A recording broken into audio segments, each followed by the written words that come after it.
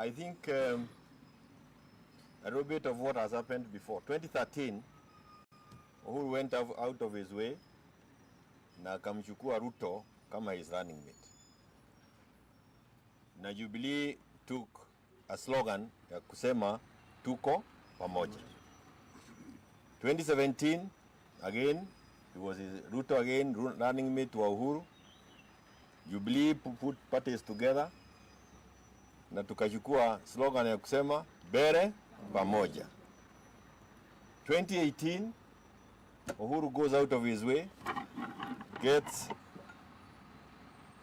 the late leader Amolo Odinga, and they have a great handshake. In the same spirit of twende bele pamoja kama Kenya. But immediately after that, after the 2022 elections, what do we see? An onslaught on Jubilee, an onslaught on Uhuru's family, vita baada ya vita, watu wanatamani nyama ya kodo yake, wengine wanaenda kusema mpaka wanaharibu jina ya Mama Ngina Kenyatta. We are out in the streets, tumefaa sufuria, tumeenda Limuru 3, all these things were being done by Kenyans. Sasa mwisho yake ni nini? What we saw 2 days ago, I don't know why this would want to corrupt. In KTN, Kasongo ende. Kasongo kila pale.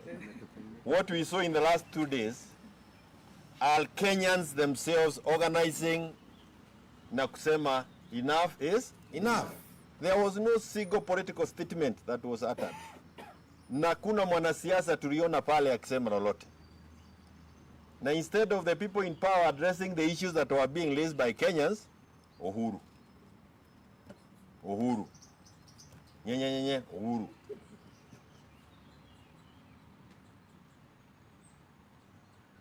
What I think we should be looking forward to is an exit plan kutoka kwa William Samoei Ruto. Kenya, I drove yesterday to Nyeri. I was trying to attend a burial.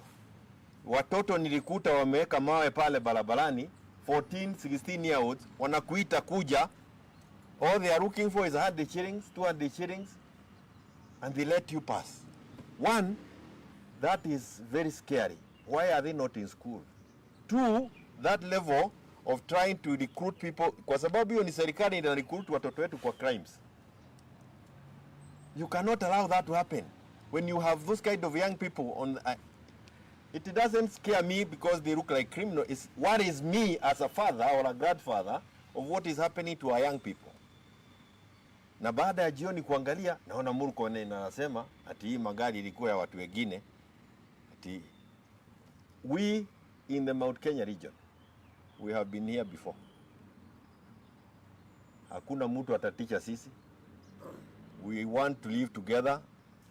Mambo ya kustua mtu ya kwamba unafikiria utaenda popote, hakuna pahali tunaenda. Haya ni mambo ambayo hautayaona na sisi tena.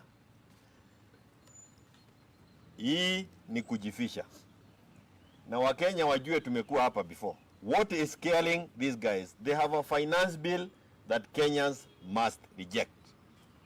Hiyo finance bill ndio inakuja kuua sisi kabisa.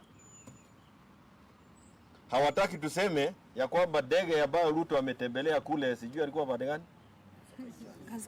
Hata sijui hiyo Kenya inasemwa namna gani jina yake. Kule alikuwa a jet that they are paying 5 million shillings an hour. Sasa fanya hesabu kuanzia siku alitoka hapa na siku atarudi ile pesa ambayo imetumika. Those are the issues we want to address. And finally, the joblessness level in this country. Stop hiding. Don't look for things kufuga Wakenya macho. Shida tunajua ziko na Wakenya wanazijua. Wao wenyewe ndio wanasema. Sisi wenyewe ni kupatiana uongozi kwa hayo mambo. Asanteni sana. Ngaya Cheina wa Deputy Party Leader.